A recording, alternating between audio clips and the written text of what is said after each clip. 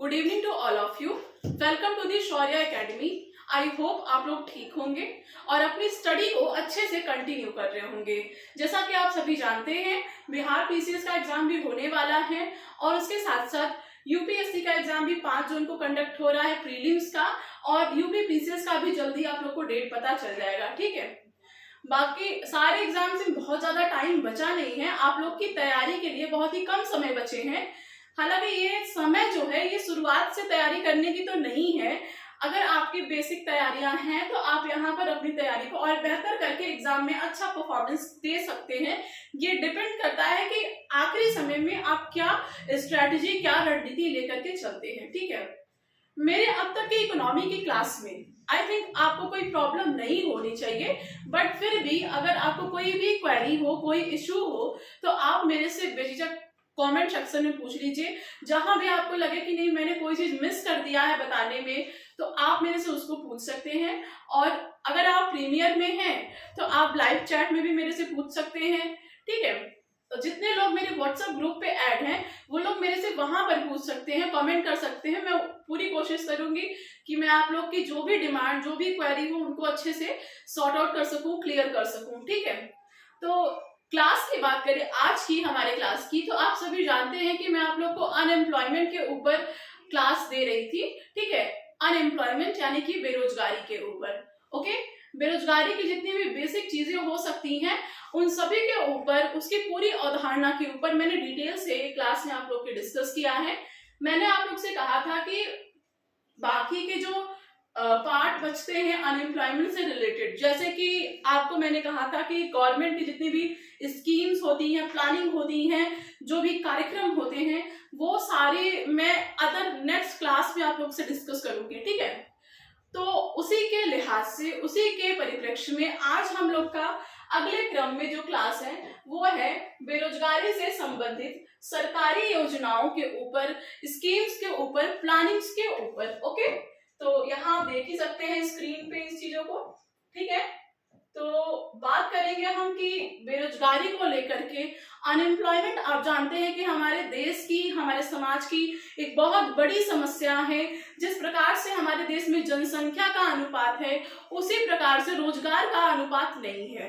ठीक है, जिस वजह से काफी ज्यादा बेरोजगारी की वजह से हमारे यहाँ पे या तो गरीबी की दर ज्यादा है या तो फिर निम्न मध्यम वर्ग के लोग ज्यादा हैं। ठीक है, मिडिल क्लास में, मध्यम वर्ग में भी 2 टाइप के लोग होते हैं। एक तो वो जो अपर मिडिल क्लास के होते हैं, एक लोअर मिडिल क्लास के होते हैं। लोअर मिडिल क्लास के जो लोग होते हैं उनकी स्थिति उतनी भी अच्छी नहीं होती है, उतनी भी मतलब नॉर्मल नहीं होती है, अब नॉर्मल ही होती है। तो ऐसे लोगों की संख्या बहुत ज्यादा है हमारे यहाँ पर, इसलिए क्योंकि बेरोजगारी की जो स्तर है ना वो सही नहीं है। ठीक है, तो इसी के ऊपर हम बात करेंगे कि गवर्नमेंट ने क्या प्लानिंग की है, क्या कार्यक्रम चलाए हैं, क्या योजनाएं चलाई हैं बेरोजगारी को लेकर के। ठीक है, तो बढ़ते हम अपने क्लास की ओर देखते हैं कि क्या है पहला कार्यक्रम या पहला योजना। यहाँ पर आप देखिए, प्रधानमंत्री श्रम योगी मानधन योजना, प्रधानमंत्री श्रम योगी मानधन योजना। ठीक है, ये एक प्लानिंग है, एक योजना है, प्लान है गवर्नमेंट का, केंद्र सरकार की ये प्लानिंग है। जब भी प्रधानमंत्री लिखा आए तो आप समझ जाया करिए कि कोई भी योजना अगर प्रधानमंत्री लिखा है, प्राइम मिनिस्टर लिखा है, तो वो केंद्र सरकार की योजना होती है, राज्य सरकार की नहीं। ठीक है, अब देखते हैं क्या है इसमें। फरवरी 2019 में प्रधानमंत्री श्रम योगी मानधन योजना श्रम एवं रोजगार मंत्रालय द्वारा आरंभ की गई। ठीक है, यहाँ पर ये दिया है कि फरवरी 2019 में प्रधानमंत्री के द्वारा, ओके, यहाँ पर द्वारा वर्ड यहाँ पर मिस है, तो आप देखिए मैं आपको बताती हूँ कि वर्ष 2019 में प्रधानमंत्री द्वारा, प्रधानमंत्री कौन आप जानते हैं, 2019 का समय है, यानी कि प्रधानमंत्री नरेंद्र मोदी द्वारा वर्ष 2019 में फरवरी के महीने में श्रम योगी प्रधानमंत्री श्रम मानधन योजना, प्रधानमंत्री श्रम योगी मानधन योजना का शुभारंभ किया गया। किसके द्वारा? श्रम एवं रोजगार मंत्रालय के द्वारा। ठीक है, श्रम एवं रोजगार मंत्रालय, मिनिस्ट्री है एक, श्रम एवं रोजगार मंत्रालय, इसके द्वारा वर्ष 2019 के फरवरी माह में प्रधानमंत्री श्रम योगी मानधन योजना का शुभारंभ किया गया। ठीक है, आगे क्या है, यह असंगठित क्षेत्र के श्रमिकों के लिए एक पेंशन योजना है। ठीक है, ये असंगठित क्षेत्र के, ठीक है, जो श्रमिक असंगठित क्षेत्रों में काम करते हैं, ठीक है, जिनकी कोई कार्य का कोई निश्चित अवधि नहीं होता है, कोई निश्चित मापदंड नहीं होता है, जिन्हें कोई अपने कामों से कोई रियायतें ना मिल रही हो, कोई सेवा ना मिल रही हो। जैसे कि आप जानते हैं, अगर आप संगठित क्षेत्र में कार्य करते हैं तो आपको बहुत सारी सुविधाएं मिलती हैं। ठीक है, आपके स्वास्थ्य को लेकर के जो भी चीजें होती हैं उनकी सुविधाएं मिलती हैं, नौकरी के बाद की सुविधाएं मिलती हैं, नौकरी के दौरान सुविधाएं मिलती हैं। लेकिन अगर आप असंगठित क्षेत्र में कार्यरत हैं तो वहां पर आपको कोई सुविधाएं नहीं मिलती हैं, आपके रोजगार का कोई निश्चित अवधि नहीं होता है, कभी भी आपको वहां से हटाया जा सकता है, कभी भी आपको मतलब अनएम्प्लॉयमेंट का जो सामना है वो करना पड़ सकता है इन क्षेत्रों में। ठीक है, तो यह असंगठित क्षेत्र के श्रमिकों के लिए एक पेंशन योजना है। इससे असंगठित क्षेत्र के लगभग 42 करोड़ श्रमिकों को लाभ मिलने की संभावना है। ठीक है, यहाँ पर इस योजना में ये संभावना दी गई है कि लगभग 42 करोड़ लोगों को इससे लाभान्वित किया जाएगा। यहाँ पर ऐसा इस योजना का एक मानक है। ओके, उसके बाद देखिए, इस योजना के पात्र जो हैं वो 18 से 40 वर्ष के आयु समूह के घरेलू कामगार, street vendor, mid day meal श्रमिक, धोबी, रिक्शा चालक, भूमिहीन मजदूर, खेतीहर मजदूर, निर्माण मजदूर, हथकरघा मजदूर, ऑडियो वीडियो श्रमिक तथा इसी तरह के अन्य व्यवसाय में संलग्न ऐसे श्रमिक होंगे जिनकी मासिक आय 15,000 या उससे कम हो। ठीक है, अब यहाँ पर बताया गया है कि कौन कौन लोग प्रधानमंत्री श्रम योगी मानधन योजना का लाभ उठा सकते हैं। जैसा कि मैंने कहा कि यह असंगठित क्षेत्र में काम कर रहे लोगों के लिए एक पेंशन योजना है। असंगठित क्षेत्र में कौन कौन से लोग आते हैं जिनके कार्य का, जिनके काम का कोई निश्चित अवधि नहीं होता है, कोई निश्चित मापदंड नहीं होता है। ठीक है, जैसे कि श्रमिक हो गए, आपके स्ट्रीट वेंडर यानी कि जो सड़क किनारे जो लोग अपनी ठेले लगाते हैं, रेडी लगाते हैं, जो भी अपना स्ट्रीट वेंडर उनको बोलते हैं, सड़क किनारे जो भी अपना काम करते हैं। ठीक है, और ऐसे ही छोटे मोटे जो श्रमिक होते हैं, मजदूर होते हैं, ये सभी लोग असंगठित क्षेत्र के अंतर्गत आते हैं। ठीक है, और इन्हीं लोगों के लिए ये पेंशन योजना है जिसमें कहा गया है कि ऐसे क्षेत्रों में काम करने वाले 18 से लेकर के 45 साल तक के आयु वर्ग के लोग शामिल होंगे। 18 से 40 साल तक के आयु वर्ग के लोग यहाँ पर शामिल होंगे। ठीक है, और उनकी जो मासिक आय हो वो क्या होनी चाहिए, या तो 15,000 पर मंथ होनी चाहिए या तो उससे कम होनी चाहिए, तभी आपको प्रधानमंत्री श्रम योगी मानधन योजना का लाभ मिलेगा, अदरवाइज आप इसके लिए एलिजिबल नहीं होंगे। ठीक है, तो ये है प्रधानमंत्री श्रम योगी मानधन योजना का एक कॉन्सेप्ट। आगे देखते हैं हम क्या है। इसके अंतर्गत प्रत्येक अभिदाता को 60 वर्ष की उम्र पूरी होने के बाद प्रति माह न्यूनतम 3,000 की निश्चित पेंशन मिलेगी। ठीक है, यहाँ पर ये कहा गया है कि इसके अंतर्गत जो भी आपका जो भी अगर 60 वर्ष की उम्र अगर आप पूरी कर जाते हैं, ठीक है, एक रिटायरमेंट की जो एज होती है, इस उम्र को अगर आप पूरी कर जाते हैं, असंगठित क्षेत्र में काम करने वाले अगर आप हैं, और अगर आप अपने रिटायरमेंट की एज को पार कर जाते हैं, 60 वर्ष लगभग अगर आपने क्रॉस कर लिया है, तो आपको न्यूनतम 3,000 की निश्चित पेंशन राशि प्रति माह देने की यहाँ पर बात की गई है इस योजना के अंतर्गत। उसके बाद क्या है, यदि अभिदाता की पेंशन प्राप्ति के दौरान मृत्यु हो जाए तो 50% राशि फैमिली पेंशन के रूप में लाभार्थी के जीवन साथी को मिलेगी। ठीक है, यहाँ पर यह है कि अगर मान लीजिए कि आपने इसके लिए अपना एलिजिबल है और आपको वो मिल रहा है, लेकिन बाय चांस आपकी मृत्यु हो जाती है, तो ये जो धनराशि है इसका 50% मिलेगा आपके जीवन साथी को। जीवन साथी यानी पति की अगर डेथ होती है तो पत्नी को मिलेगा। ठीक है, किसी और को नहीं, जीवन साथी को मिलेगा। पति पत्नी के रिश्ते की यहाँ पर बात की जा रही है। ठीक है, तो 3,000 अगर आपको मिल रहा है तो आपके डेथ के बाद आपकी पत्नी को 1,500 रुपए मिलेगा पर मंथ। ठीक है, ओके, आगे देखिए कौन सा है। प्रधानमंत्री श्रम योगी मानधन योजना को हमने देखा कि इसमें आपको अगर आप असंगठित क्षेत्र से संलग्न हैं तो यहाँ पर आपको पेंशन की यहाँ पर प्रावधान की गई है। आगे आता है प्रधानमंत्री कर्मयोगी मानधन योजना। आप बिल्कुल कंफ्यूज ना होइएगा, वो वाला जो था वो था श्रम योगी, ठीक है, श्रम योगी मानधन योजना। ये वाला है आपका कर्मयोगी मानधन योजना, प्रधानमंत्री कर्मयोगी मानधन योजना, ठीक है। वो श्रम योगी मानधन योजना था, ये कर्मयोगी मानधन योजना है। यहाँ पर क्या है, प्रधानमंत्री कर्मयोगी पेंशन योजना की घोषणा 2019-20 के अंतर्गत की गई है, ठीक है। वर्ष 2019-20 का जो बजट रहा है उसी में इस योजना का अनाउंसमेंट किया गया है, यानी कि प्रधानमंत्री कर्मयोगी पेंशन योजना का अनाउंसमेंट बजट 2019-20 के अंतर्गत किया गया था। ओके, इसकी शुरुआत बजट 2019-20 के अंतर्गत मानी जाती है। यह छोटे खुदरा व्यापारियों और दुकानदारों के लिए एक पेंशन योजना है, ठीक है। यहाँ पर जो कि जिनके छोटे छोटे दुकान है, छोटे व्यापार है, ये उनके लिए है प्रधानमंत्री कर्मयोगी। कोई भी दुकानदार या खुदरा व्यापारी जो जीएसटी के तहत पंजीकृत है, ठीक है। यहाँ पर है कि आप अगर छोटे दुकानदार हैं या कोई छोटे व्यापारी हैं, तो आप अगर जीएसटी के तहत पंजीकृत हैं, जिसका सालाना कारोबार 1.5 करोड़ तक है, इस योजना के तहत आवेदन कर सकता है, ठीक है। अगर आप छोटे दुकानदार या फिर कोई छोटे व्यापारी है और आपका एनुअल जो कारोबार है वो 1.5 करोड़ के आसपास का है, तो आप प्रधानमंत्री कर्मयोगी मानधन योजना के तहत आप अपना यहाँ पर आवेदन कर सकते हैं, ठीक है। ये है इसका एक पॉइंट, ठीक है। नेक्स्ट हम देखें, इस नई पेंशन योजना में 3 करोड़ से अधिक लाभार्थी शामिल होंगे।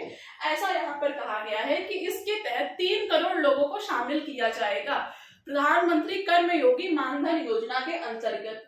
इस पेंशन योजना के अंतर्गत 60 वर्ष की आयु प्राप्त करने के बाद लाभार्थियों को 3,000 रुपए मासिक रूप से दिए जाएंगे।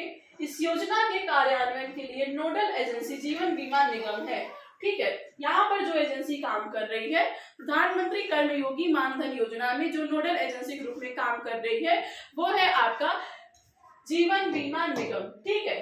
ओके, आगे इस योजना में आवेदन करने हेतु 32 lakh 5,000 common service centre CSCs common service centre की स्थापना की गई है, ठीक है।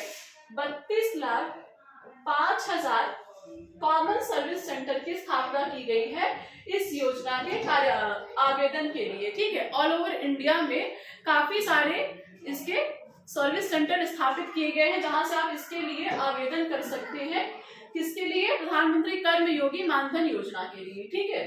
आगे देखिए क्या है, अटल पेंशन योजना। ये सारी योजनाएं जो बेरोजगारी को लेकर के हैं, ठीक है।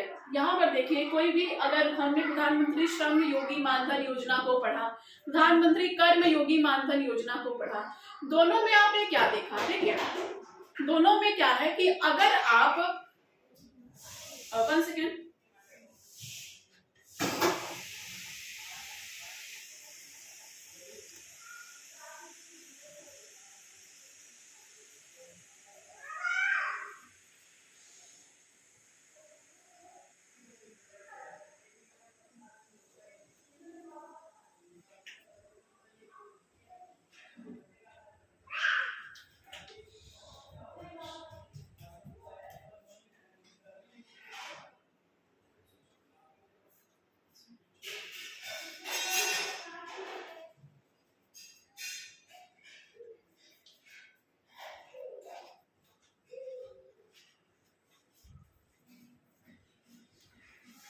जी यहाँ पर हम बात कर रहे थे अटल पेंशन योजना की। इससे पहले मैं आप लोग को बता रही थी कि हमने देखा प्रधानमंत्री श्रम योगी मानधन योजना, उसके बाद हमने देखा प्रधानमंत्री कर्म योगी मानधन योजना, ठीक है। यहाँ पर देखिए, आप असंगठित क्षेत्र में काम करते हैं, आप स्ट्रीट वेंडर्स हैं, आप कोई भी छोटे मोटे श्रमिक हैं, मजदूर हैं, आप उसके अंतर्गत आ गए।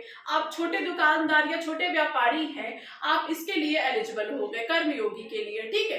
देखिए यहाँ पर बात होती है कि जब तक आपका काम है तब तक आप कर रहे हैं, ठीक है। एक समय तक आप अपने काम को करते हैं, बाद में जब आप उस काम को करने के लायक नहीं हो जाते, लेकिन अगर आपने अपने कार्य दिवस के दौरान अगर इसके लिए आवेदन किया हुआ है, जैसे यहाँ पर आप देखिए, मैंने आप लोग को बताया था, ताकि अगर कंफ्यूजन हो किसी को तो आप लोग इसको देख सकते हैं।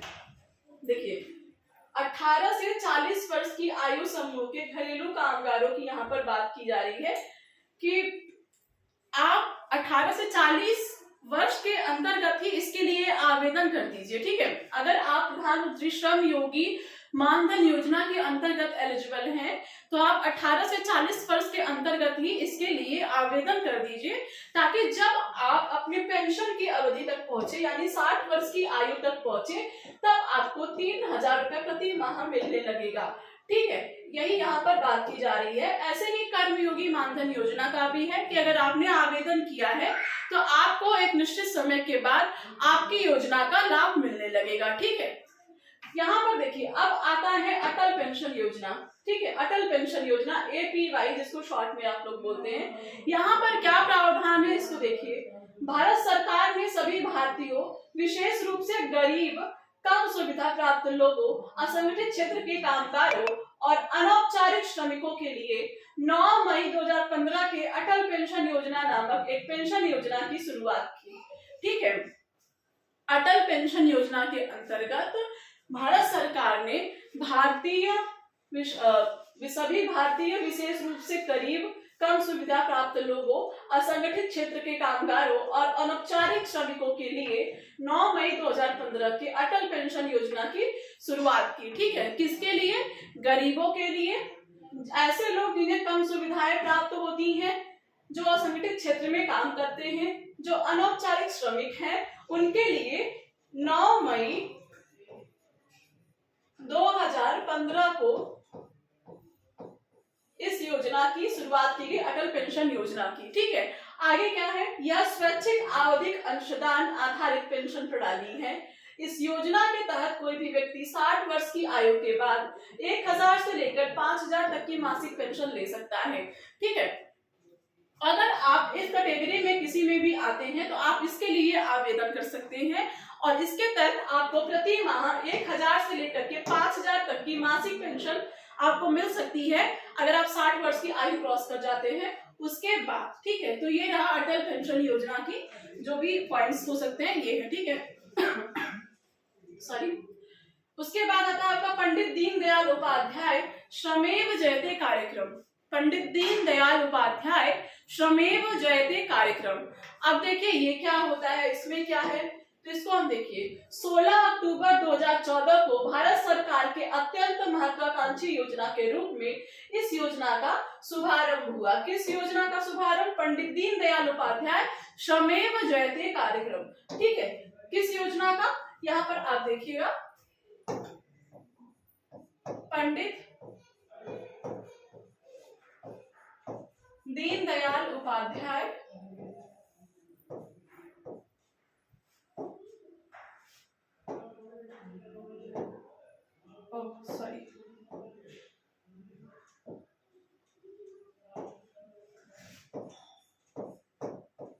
पंडित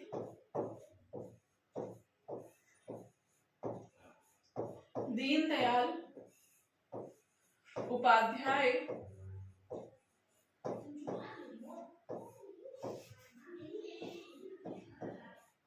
श्रमेव जयते कार्यक्रम।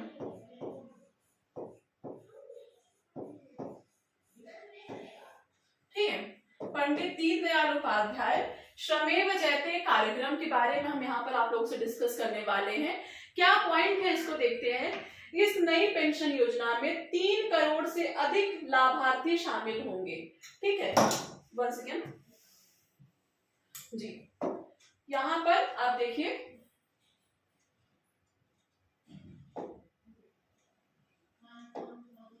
यहाँ पर हम इसकी बात कर रहे थे पंडित दीनदयाल उपाध्याय श्रमेव जयते कार्यक्रम की। सॉरी वो थोड़ा सा मिस्टेक हो गया था, पीडीएफ चेंज हो गया था। ओके, 16 अक्टूबर 2014 को भारत सरकार के अत्यंत महत्वाकांक्षी योजना के रूप में इस योजना का शुभारंभ किया गया था। ठीक है, कब किया गया था? 16 अक्टूबर वर्ष 2014 को। ओके, 16 अक्टूबर वर्ष 2014 को पंडित दीनदयाल उपाध्याय श्रमेव जयते कार्यक्रम का शुभारंभ किया गया था। इस कार्यक्रम के तहत 5 योजनाएं कौन कौन सी? समर्पित श्रम सुविधा पोर्टल, सार्वभौमिक खाता संख्या, आकस्मिक निरीक्षण योजना, प्रशिक्षु प्रोत्साहन योजना एवं पुनर्गठित राष्ट्रीय स्वास्थ्य बीमा योजना आरंभ की गई। ठीक है, तो पंडित दीनदयाल उपाध्याय श्रमेव जयते कार्यक्रम के तहत 5 टाइप की स्कीम्स की शुरुआत की गई। ठीक है, और इसके अंतर्गत एक तो आपका हो गया समर्पित श्रम सुविधा पोर्टल, सार्वभौमिक खाता संख्या, आकस्मिक निरीक्षण योजना, प्रशिक्षु प्रोत्साहन योजना एवं पुनर्गठित राष्ट्रीय स्वास्थ्य बीमा योजना, इनको आरंभ किया गया इसके अंतर्गत। ठीक है, अब आप देखिए इसका उद्देश्य क्या है। इसका उद्देश्य है औद्योगिक विकास और आसान व्यवसाय हेतु माहौल बनाना और श्रमिकों को प्रशिक्षण देने के लिए सरकारी सहायता को बढ़ाना।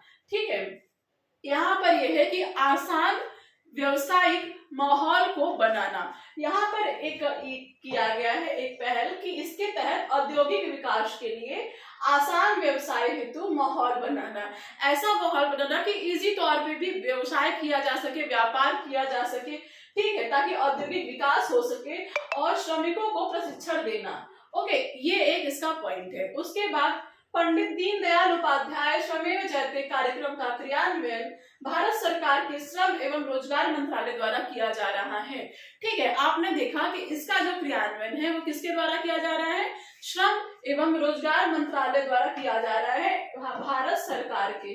ठीक है, श्रम एवं रोजगार मंत्रालय द्वारा। आगे देखते हैं क्या है, प्रधानमंत्री कौशल विकास योजना।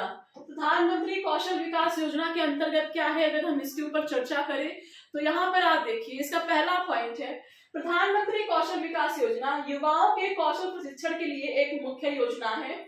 इसके तहत पाठ्यक्रमों में सुधार, शिक्षण और प्रशिक्षित शिक्षकों पर विशेष जोर दिया जाता है।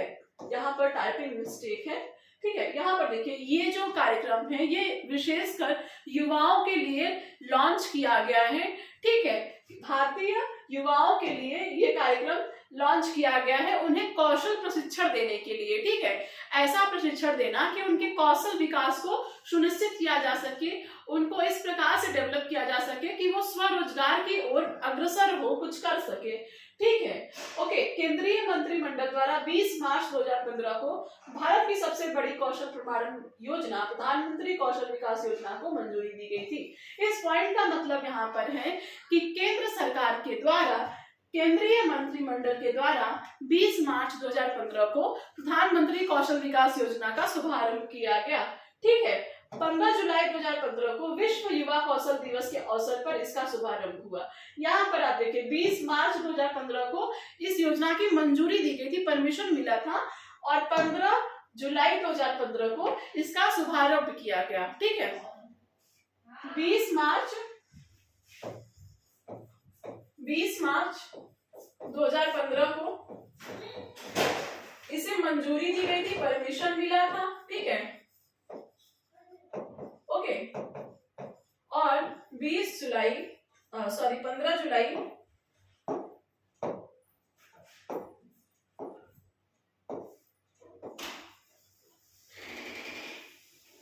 यहाँ पर आप देखिए 15 जुलाई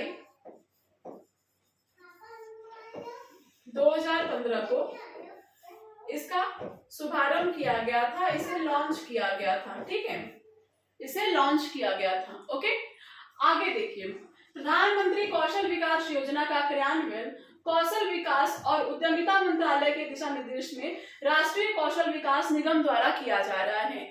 इसका जो क्रियान्वयन है वो किसके द्वारा किया जा रहा है, कौशल विकास और उद्यमिता मंत्रालय द्वारा। कौशल विकास और उद्यमिता मंत्रालय द्वारा इसका क्रियान्वयन किया जा रहा है। किसके निर्देश में, राष्ट्रीय कौशल विकास निगम, राष्ट्रीय कौशल विकास निगम के निर्देश में कौशल विकास एवं उद्यमिता मंत्रालय द्वारा इसका क्रियान्वयन किया जा रहा है। किसका, प्रधानमंत्री कौशल विकास योजना का।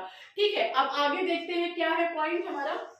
यहाँ पर देखिए इसका उद्देश्य मुख्य रूप से श्रम बाजार में पहली बार प्रवेश कर रहे लोगों पर जोर देना है, विशेषकर कि इसका उद्देश्य मुख्य रूप से श्रम बाजार में पहली बार प्रवेश कर रहे लोगों पर जोर देना है, विशेषकर कक्षा 10 व 12 के दौरान स्कूल छोड़ चुके छात्रों के ऊपर। यहाँ पर देखिए ऐसे छात्रों के ऊपर, ऐसे युवाओं के प्रशिक्षण के ऊपर जोर दिया जाएगा जो या तो देखिए हाई स्कूल और 12th के बाद अपनी स्टडी को छोड़ चुके हैं, ठीक है, अब उनके पास निश्चित कोई रोजगार का ऐसा कोई ऑप्शन तो बचता नहीं है, तो ऐसे लोगों को कौशल विकास के तहत प्रशिक्षण किया जाएगा ताकि वो अपने भविष्य को सुनिश्चित कर सके, ठीक है। और एक तो ऐसे लोग जो कि पहली बार रोजगार में, यही बात है कि अगर आप हाई स्कूल और इंटर पास आउट करके स्टडी छोड़ देते हैं तब आप रोजगार में कदम रखते हैं, वो आपका पहला टाइम ही होता है रोजगार में घुसना, तो उसी लोगों को यहाँ पर प्रशिक्षण किया जाएगा, ठीक है। केंद्रीय मंत्रिमंडल द्वारा 2016 से 2020 तक 4 वर्षों के दौरान 10 मिलियन युवाओं को प्रशिक्षण प्रदान देने का लक्ष्य रखा गया है। यानी कि यहाँ पर 2020 तक का लक्ष्य था, यह योजना जब प्रारंभ हुई तो यहाँ पर यह लक्ष्य रखा गया कि वर्ष 2016, जैसा कि मैंने आप लोग से कहा कि ये 15 जुलाई 2015 से ही ये लॉन्च हो चुकी है। तो इसने अपना टारगेट रखा था 4 वर्षों का, 2016 से लेकर के 2020 तक का, कि यहाँ तक 10 मिलियन युवाओं को प्रशिक्षण कर देंगे, ऐसा इन लोग का लक्ष्य रहा, ठीक है। अब आता है आपका कौशल विकास एवं उद्यमिता के लिए राष्ट्रीय नीति 2015, ठीक है।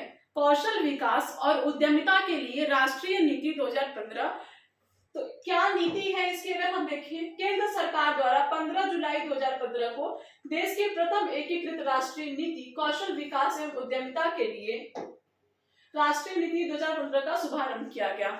इसी के साथ साथ कौशल विकास, आपने देखा प्रधानमंत्री कौशल विकास योजना, यहाँ पर प्रधानमंत्री कौशल विकास योजना यहाँ पर आप लोगों ने देखा, प्रधानमंत्री कौशल विकास योजना। इसी के साथ साथ कौशल विकास एवं उद्यमिता के लिए राष्ट्रीय नीति 2015 को भी लॉन्च किया गया, सेम डेट पे ही 15 जुलाई को भी, ठीक है। उसके बाद देखिए क्या इसमें है, यह नीति सफल कौशल रणनीति की कुंजी के रूप में उद्यमिता को प्रोत्साहन देने के लिए एक प्रभावी योजना बनाने को प्रयासरत है। यहाँ पर देखिए जो योजना बनाई गई उसी के लिए इसको बनाया गया था कि सफल नीति कौशल रणनीति की कुंजी के रूप में उद्यमिता को प्रोत्साहन देने के लिए, रोजगार को प्रोत्साहन देने के लिए ऐसा एक प्रभावी योजना बनाया जाए, इसके लिए इस नीति को लॉन्च किया गया, ठीक है। इस नीति का उद्देश्य उच्च मानव को सहित इस नीति का उद्देश्य है कि मानव के विकास के साथ साथ तेजी से बड़े पैमाने पर कौशल प्रदान करते हुए सशक्तिकरण की व्यवस्था तैयार करना और नवाचार की संस्कृति को बढ़ाना, ठीक है। इस नीति का उद्देश्य है कि प्रशिक्षण के साथ मानव को यानी युवाओं को प्रशिक्षण इस प्रकार से दिया जाए कि एक तो उनका सशक्तिकरण किया जा सके, उनको कौशल दिया जा सके, दूसरा तो नवाचार यानी कि नवोन्मेष यानी कि जो मॉडर्नाइजेशन है इस चीज को बढ़ावा दिया जा सके, इनकी संस्कृति को बढ़ावा दिया जा सके, ठीक है। आगे देखिए वर्ष 2022 तक लगभग 40 करोड़ भारतीय युवाओं को उद्योगों की मांग के अनुसार प्रशिक्षित करना एवं रोजगार के लिए तैयार करना इसका उद्देश्य है, ठीक है। यहाँ पर उद्देश्य दिया गया है कि वर्ष 2022 तक यानी जो वर्ष में हम लोग चल रहे हैं इस समय, इस वर्ष तक की यहाँ पर बात की गई है कि यहाँ तक लगभग 40 करोड़ भारतीय युवाओं को उनके उद्योगों के डिमांड के अकॉर्डिंग उनको प्रशिक्षित किया जा सके, ठीक है। यहाँ पर ऐसा इनका उद्देश्य है। आगे है प्रधानमंत्री रोजगार सृजन कार्यक्रम, प्रधानमंत्री रोजगार सृजन कार्यक्रम, prime minister employment generation programme PMEG, prime minister employment generation programme, प्रधानमंत्री रोजगार सृजन कार्यक्रम। अब इसमें क्या है आप लोग देखिए, वहां तक आप लोग को जो भी डाउट्स हो आप मेरे से पूछ लीजिएगा, और बाकी क्लास में थोड़ी प्रॉब्लम हो रही है आई नो, बट फिर भी आप लोग देखिए आगे। यह योजना ग्रामीण रोजगार सृजन कार्यक्रम एवं प्रधानमंत्री रोजगार योजना के विलय के पश्चात 15 अगस्त 2008 से आरंभ की गई थी। अब यहाँ पर आप देखिए कि सबसे पहले तो ग्रामीण रोजगार सृजन कार्यक्रम, ठीक है,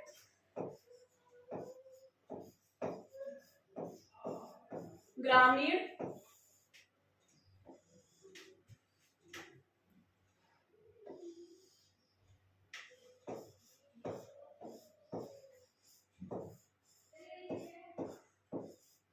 रोजगार सृजन कार्यक्रम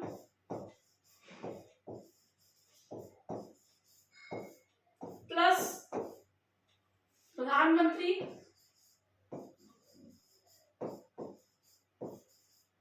रोजगार योजना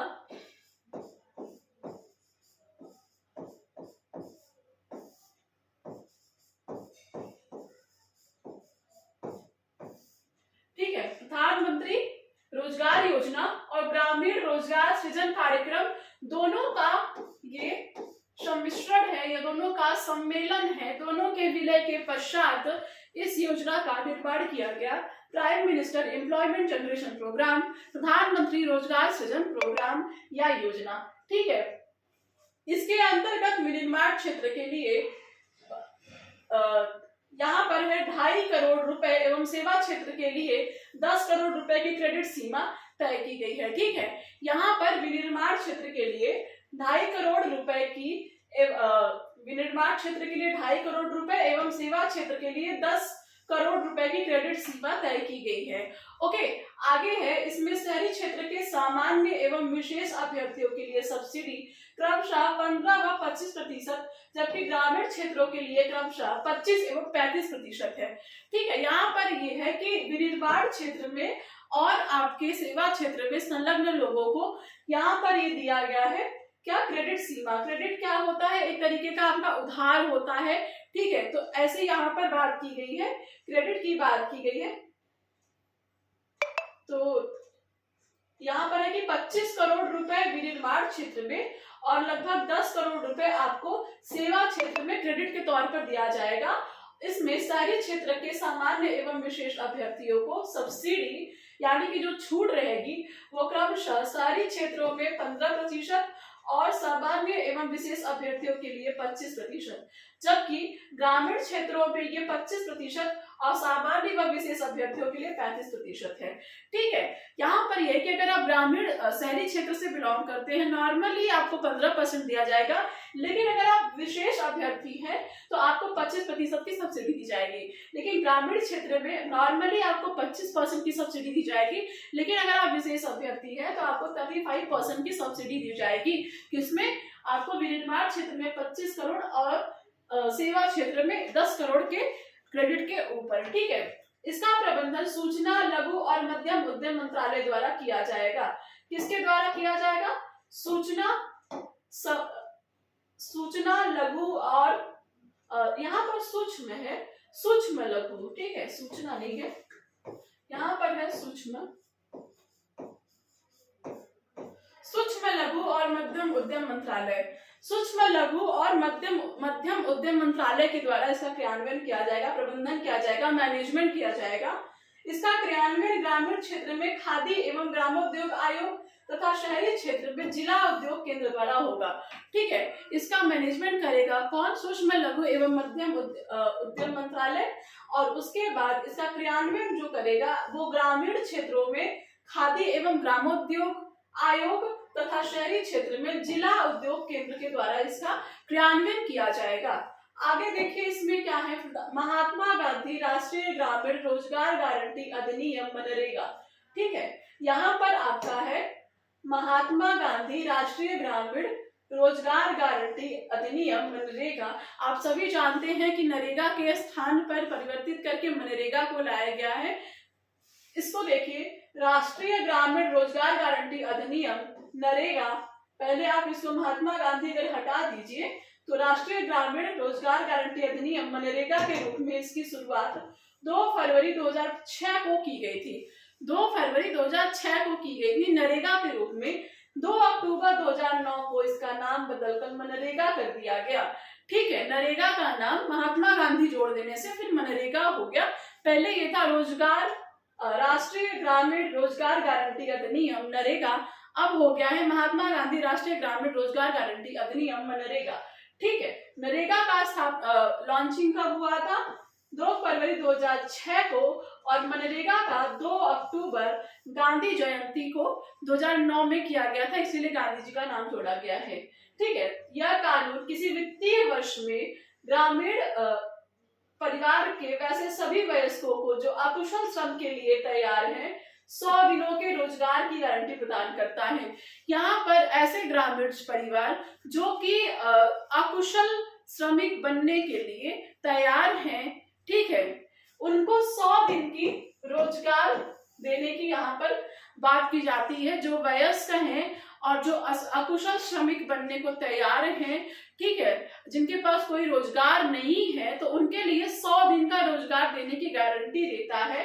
सूखा प्रभावित क्षेत्र, जनजातीय क्षेत्र में 150 दिनों का रोजगार दिया जाता है। नॉर्मली ये 100 दिन का होता है, लेकिन अगर वो क्षेत्र आदिवासी हो या फिर जनजातीय हो तो वहां पर डेज 150 डेज कर दी जाती है। ठीक है, इसमें लाभार्थियों में कम से कम 33% महिलाएं होनी अनिवार्य है इसके अंतर्गत। ठीक है, फिर वो चाहे 150 का नंबर हो या 100 का नंबर हो, लेकिन 33% वहां पर महिलाएं होनी चाहिए, ऐसा यहाँ पर बात कही गई है। आगे है, इस योजना का क्रियान्वयन ग्राम पंचायत द्वारा किया जाता है। ठीक है, चूंकि आप जानते हैं कि ग्रामीण स्तर पर ये लोगों को रोजगार देता है हर एक गांव में, तो इसका जो क्रियान्वयन है वो ग्राम पंचायत के द्वारा ही हो सकता है। रोजगार पाने के लिए आवेदन 15 दिनों के अंदर रोजगार दिया जाएगा तथा यह रोजगार श्रमिक के निवास स्थान से 5 किलोमीटर के भीतर उपलब्ध होगा। यहाँ पर एक बात कही गई है कि अगर आपने आवेदन किया है तो इन लोगों की ये गारंटी है कि इन्हें 15 दिनों के अंदर ही आपको रोजगार देना पड़ेगा और अराउंड आपके 5 किलोमीटर के एरिया में। ठीक है, उससे ज्यादा नहीं, यहाँ पर इसकी ये पॉलिसी है। संपूर्ण ग्रामीण रोजगार योजना तथा काम के बदले अनाज योजना का इसमें विलय कर दिया गया है। ठीक है, महात्मा गांधी राष्ट्रीय रोजगार गारंटी अधिनियम के अंतर्गत संपूर्ण ग्रामीण रोजगार योजना, एक योजना ये, और काम के बदले अनाज योजना, इन दोनों का इसमें विलय कर दिया गया है। किसके अंतर्गत? मनरेगा के अंतर्गत। मनरेगा के अंतर्गत विभिन्न क्षेत्रों जैसे जल संभरण, गांव में सड़क निर्माण इत्यादि में रोजगार दिया जाता है। छोटे छोटे जो कार्य होते हैं उसके जो जैसे कि आपको बहुत सड़क निर्माण में कुछ छोटे मोटे काम हो गए, जल संभरण, खुदाई वगैरह करने के कोई काम हो गए, तो ऐसी चीजों को लेकर के आपको कार्य दिए जाते हैं मनरेगा के अंतर्गत। वित्तीय वर्ष 2020-21 के दौरान इसके द्वारा 311.92 करोड़ व्यक्तियों को रोजगार का सृजन किया गया था। ठीक है, यहाँ पर दिया है कि वर्ष 2020-21 में, वर्ष 2020-21 के दौरान व्यक्तियों के नहीं 311.92 करोड़ कार्य दिवसों का सृजन किया गया था। कार्य दिवस यानी कि इतने दिन रोजगार दिए गए हैं, कितने दिन? 311.92 करोड़ का दिनों तक का रोजगार यहाँ पर दिया गया है वित्तीय वर्ष 2020-21 में। कुल में महिलाओं का व्यक्ति दिवस 52.69%, अनुसूचित जाति का 19.9% और अनुसूचित जनजाति का 17.8% है। ठीक है, इनमें से अगर कुल को आप देखें तो इसका 52% के अराउंड महिलाओं का है, अराउंड 20% आपका अनुसूचित जाति का है, अराउंड 18% आपका किसका है? अनुसूचित जनजाति का है योगदान। ठीक है, आगे देखिए क्या है इस योजना का। हाँ, प्रधानमंत्री स्वनिधि योजना, नेक्स्ट आपका जो प्रोग्राम है प्रधानमंत्री स्वनिधि योजना। ठीक है, 1 जून 2020 को आवासन और शहरी कार्य मंत्रालय द्वारा छोटे दुकानदारों और फेरी वालों को आर्थिक रूप से सहयोग प्रदान करने हेतु प्रधानमंत्री की स्ट्रीट वेंडर आत्मनिर्भर निधि या पीएम स्वनिधि नामक योजना की शुरुआत की गई थी। ठीक है, यह योजना किसके लिए है? स्ट्रीट वेंडर्स के लिए है। ठीक है, इसका एक और जो नाम यहाँ पर दिया गया है, प्रधानमंत्री की street vendor Atmanirbhar Nidhi, street vendor Atmanirbhar Nidhi या पीएम स्वनिधि योजना।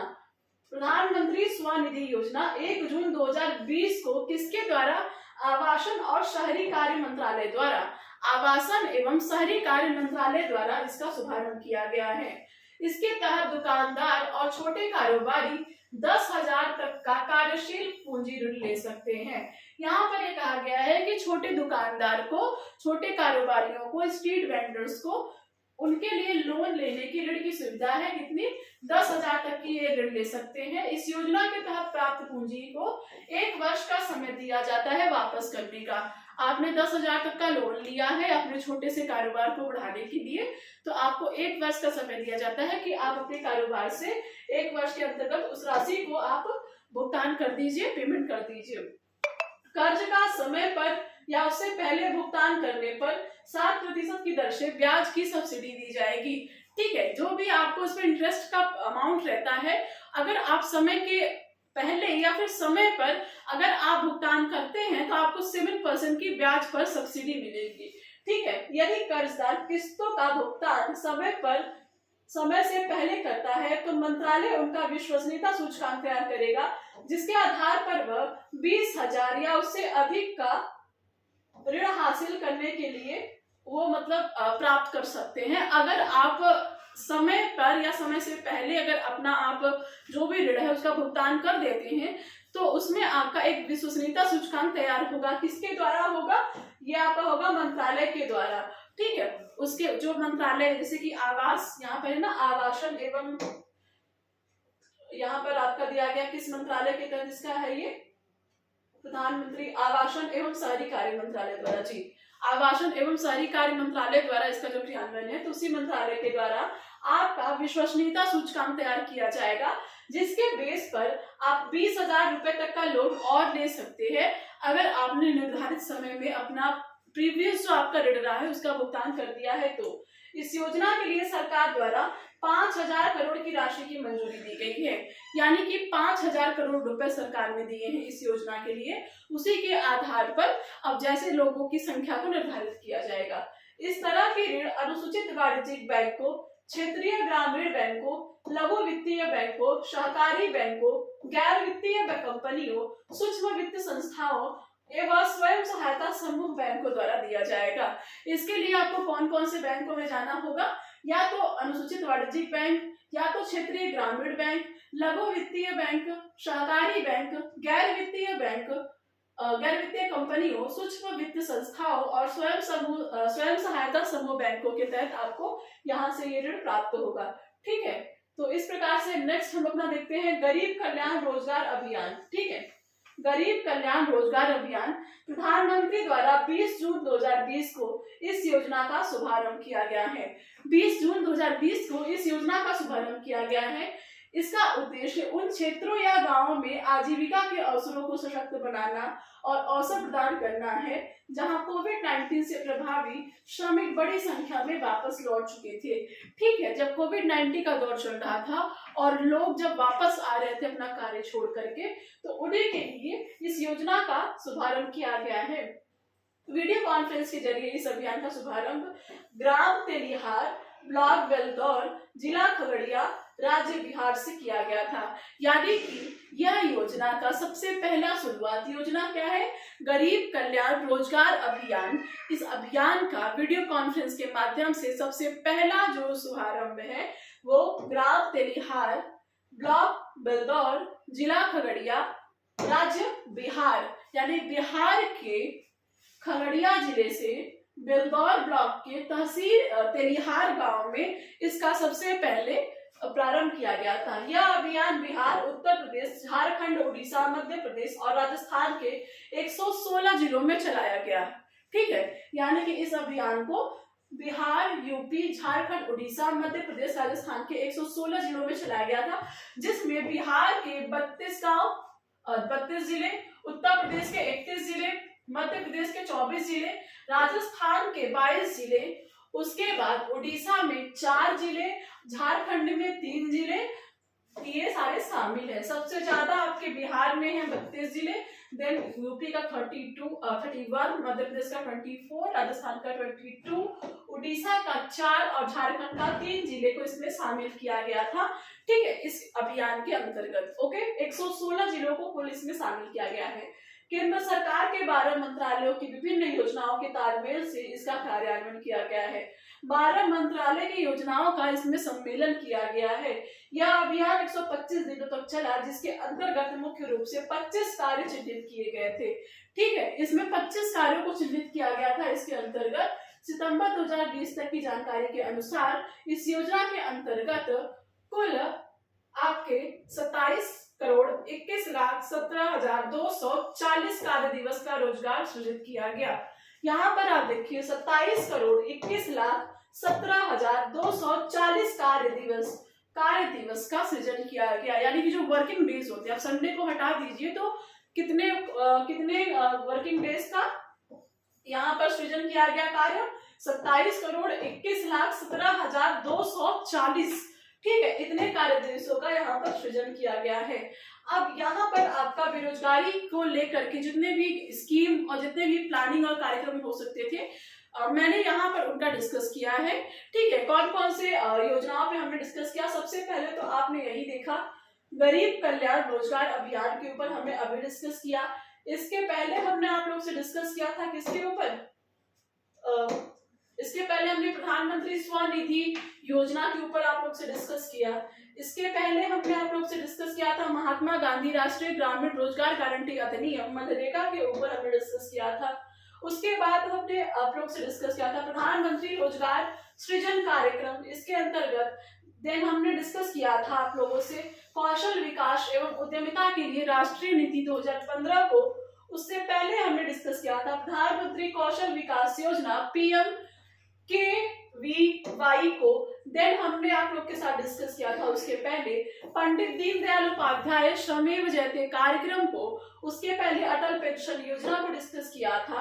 ओके, और देन हमने प्रधानमंत्री कर्मयोगी मानधन योजना, और इसी के साथ साथ हमने इसके पहले डिस्कस किया था प्रधानमंत्री श्रम योगी मानधन योजना को।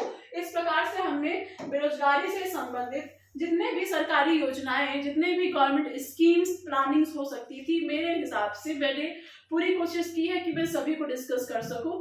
हालांकि ये कोई बहुत ज्यादा समझाने वाली चीजें नहीं थी, इसीलिए मैंने थोड़ी इनको आप लोग से रीड किया है। नॉर्मली जो मुझे ठीक लगा मैंने आप लोग से समझा भी दिया है। ठीक है, अगर लगे कि आपको कोई योजनाएं, कोई स्कीम्स मेरे से छूट गई हैं तो जरूर आप कमेंट करके मुझे बताएं। ठीक है, तब तक के लिए thank you so much for watching. इसके एमसीक्यू के साथ हम आपसे नेक्स्ट क्लास में मिलेंगे। ठीक है, ओके, थैंक यू।